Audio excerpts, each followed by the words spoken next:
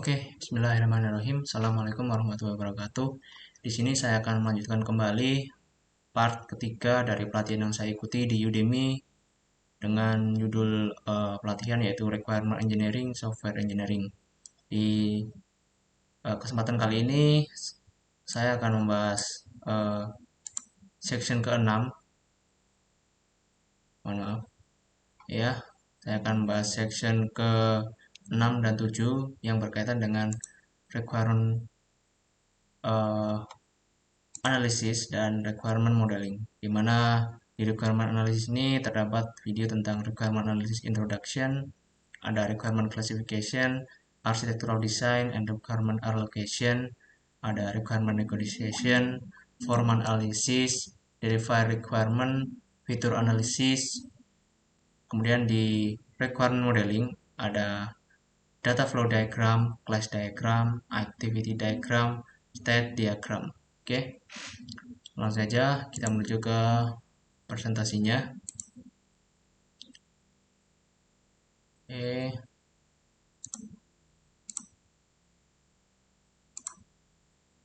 Oke, sebelumnya perkenalkan, nama saya Bayu Lanalader Habibullah dengan NRP 5026211098 dari kelas RKPLD.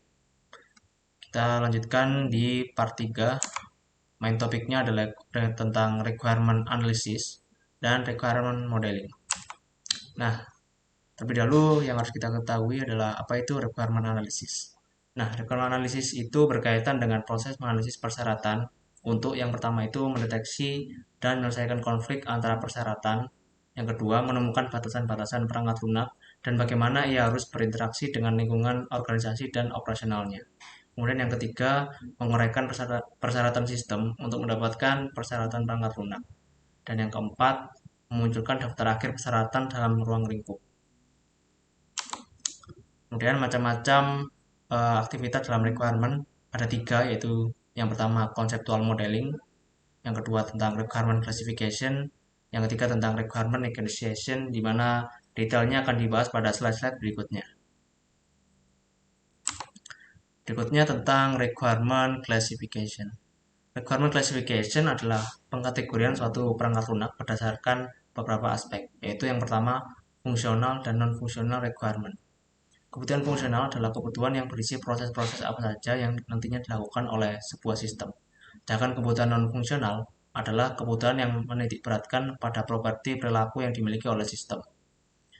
Yang kedua adalah source.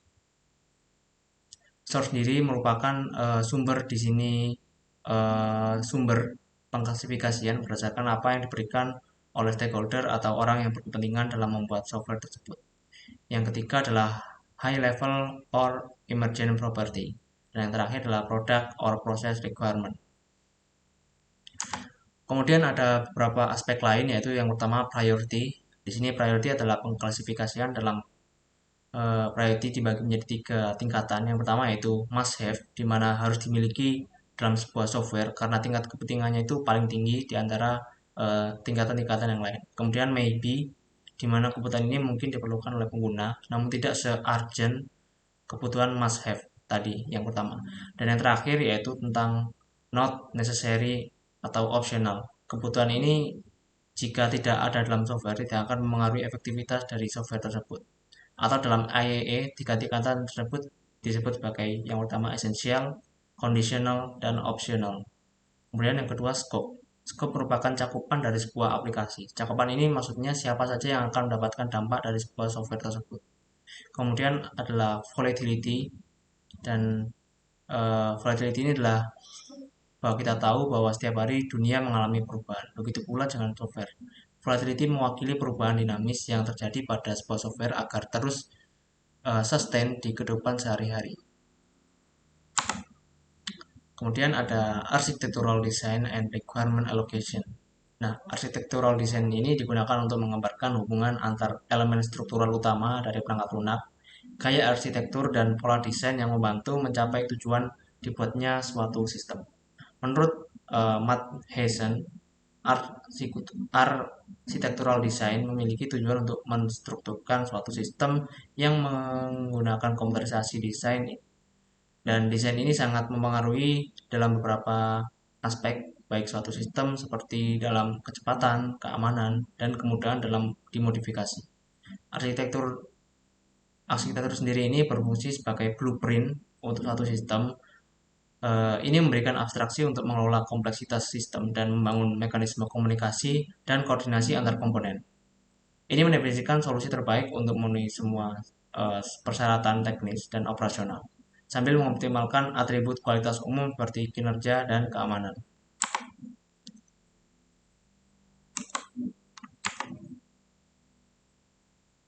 Nah, apa fungsi architectural design sebenarnya? Nah, yang pertama, arsitektur menjadi kerangka sebuah sistem. Nah, setiap sistem memiliki sebuah arsitektur, secara sadar ataupun tidak sadar, pengembang memilihnya.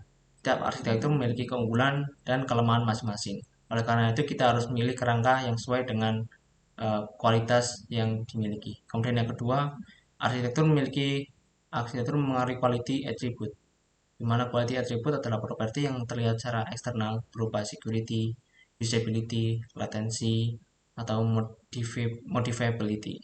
Kerangka yang berbeda dapat mempermudah ataupun mempersulit dalam menangani suatu permasalahan.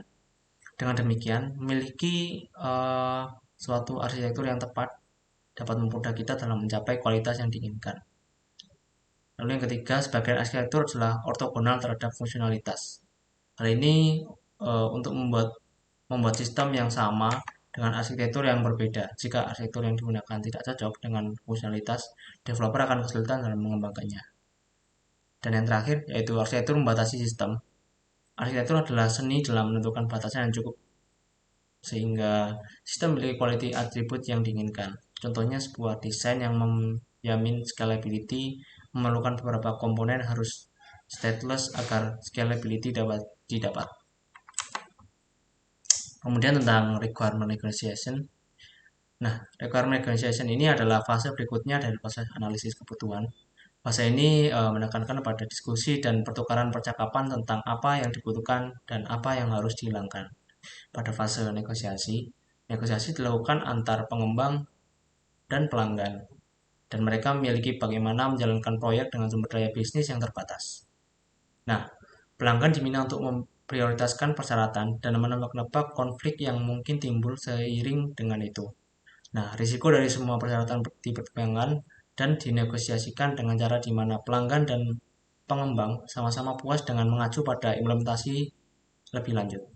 Dan yang dibahas dalam tahap negosiasi yang pertama tentang ketersediaan sumber daya, waktu pengiriman, lingkup persyaratan, biaya proyek, dan estimasi pembangunan.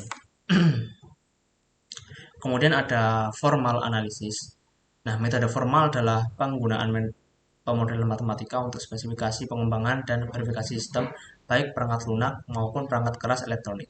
Metode formal digunakan untuk memastikan sistem ini dikembangkan tanpa kesalahan.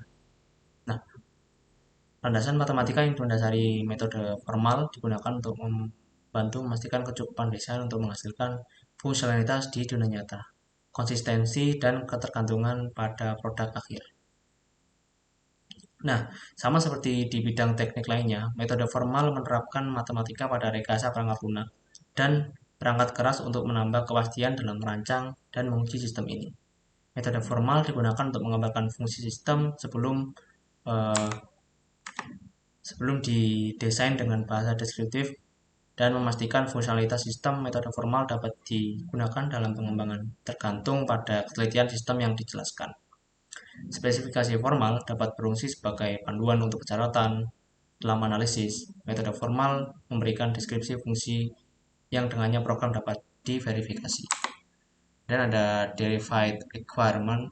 Derived requirement ini secara singkatnya merupakan turunan yang dihasilkan dari high level requirement. Nah, derived requirement dapat berupa persyaratan subsistem, di mana yang tidak menawarkan manfaat langsung kepada pengguna, tetapi tetap diperlukan agar sistem dapat beroperasi dengan benar. Oleh karena itu, pelanggan mungkin tidak meminta kasus penggunaan bisnis yang tidak digunakan ini untuk integrasi modul dan sistem. Kemudian ada feature analysis. Analisis feature merupakan pendekatan lain yang menjelaskan bagaimana kita mencarikan informasi dari stimulus yang kompleks. Sebuah pendekatan terhadap problem bagaimana kita menyaring informasi dari stimulus yang rumit yang disebut sebagai pendekatan analisis feature atau feature analysis. Kemudian ada pertanyaan muncul, kenapa perlu memodelkan requirement? Mungkin kalian ada jawaban dari pertanyaan ini, dan saya sendiri juga sebenarnya sudah memiliki jawaban, yaitu requirement model adalah penyajian teknis awal dari suatu sistem. Nah, rangkaian kalimat atau kata-kata yang dituliskan adalah cara yang baik untuk berkomunikasi, tetapi tidak selalu merupakan cara yang terbaik untuk menyajikan requirement untuk software komputer. Requirement modeling menggunakan kombinasi berbentuk teks dan diagram untuk menyajikan requirement dengan cara yang relatif mudah dipahami. Dan yang lebih penting, langsung digunakan untuk mereview kebenaran, kelengkapan, dan konsistensi dari requirement. Untuk memvalidasi software requirement, kita perlu memeriksa dari sejumlah sudut pandang berbeda. Misalkan kita akan mempertimbangkan requirement modeling dari 3 perspektif berbeda, misalnya skenario based model, atau data, atau model, atau dan class based model, atau model berbasis data. Kemudian ada DFD atau data flow diagram. Data flow diagram adalah gambaran alur informasi dari pemrosesan input sampai ke output pada suatu sistem. Nah, DFD ini digunakan dikarenakan banyak alur kerja yang lebih sulit digambarkan dengan menggunakan diagram. Pada proses software development, DFD adalah alat untuk menjabarkan dan menganalisis lebih dalam sebuah sistem informasi. Analisis inilah yang kemudian diserahkan kepada programmer guna membuat coding. Saya lihat ini adalah contoh DFD pada aplikasi e-commerce di mana konsumen pada awalnya bisa melakukan registrasi dan menginput data pada aplikasi perbelanjaan atau e-commerce. Kemudian konsumen bisa melakukan pemesanan dengan alur ke kiri dari aplikasi e-commerce-nya. Kemudian pemesanan, pembayaran, hingga penjual mengirim barang dan mengonfirmasi kepada aplikasi belanja. Begitu juga sebaliknya. Kemudian terdapat beberapa notasi DFD yang perlu kita ketahui. Yang pertama tentang proses. Proses dalam DFD adalah berbentuk bangun ruang berkesinambungan seperti lingkaran atau persegi ditambah dengan sudut bulat. Proses mewakili sebuah alur untuk mengolah input menjadi output. Kemudian ada penyimpanan atau data store. Data store adalah dalam simbol DFD adalah file penyimpanan seluruh informasi yang akan menjadi input pada proses selanjutnya. Karena fungsinya ini, data store berbentuk file dinamis dan dapat disesuaikan dengan proses kerja. Nah, data store dalam simbol DFD adalah dua garis sejajar horizontal, kemudian ada aliran atau data flow.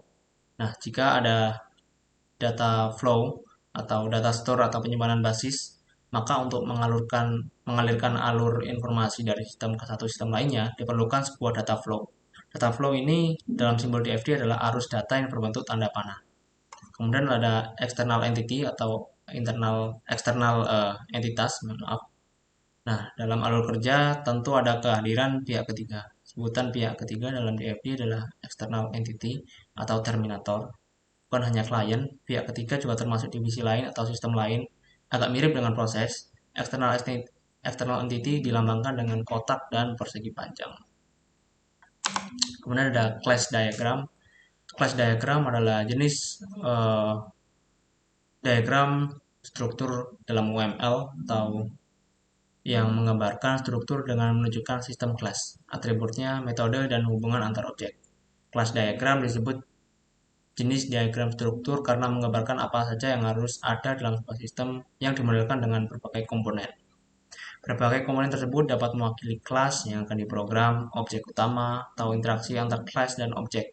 Kelas sendiri merupakan istilah yang mendeskripsikan sekelompok objek yang semuanya memiliki peran serupa dalam sistem.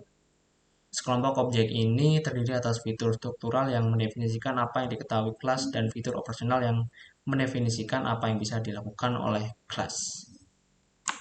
Kemudian ada activity diagram. Activity diagram dalam bahasa Indonesia diagram aktivitas, biasanya itu disebut begitu, yaitu diagram yang dapat memodelkan proses-proses yang terjadi pada sebuah sistem. Runtutan proses dari suatu sistem digambarkan secara vertikal. Activity diagram merupakan pengembangan dari use case yang memiliki alur aktivitas. Alur atau aktivitas bisa berupa runtutan menu-menu atau proses bisnis yang terdapat di dalam sistem tersebut. Kemudian yang terakhir adalah state diagram. State diagram adalah diagram yang digunakan untuk mendeskripsikan perilaku sistem. State diagram mendeskripsikan suatu kondisi yang mungkin muncul sebagai sebuah objek. Begitu pula dengan event. Elemen-elemen di dalam state diagram adalah kotak yang merepresentasikan state sebuah objek dan tanda panah untuk menunjukkan perpindahan ke state yang selanjutnya. Sedangkan aktivitas dari simbol state menggambarkan aktivitas objek yang akan dilakukan selama di dalam state. Cukup sekian presentasi dari saya. Karena keterbatasan waktu, mungkin presentasi kali ini saya cukupkan sampai di sini. Baik, terima kasih atas perhatiannya. Assalamualaikum warahmatullahi wabarakatuh.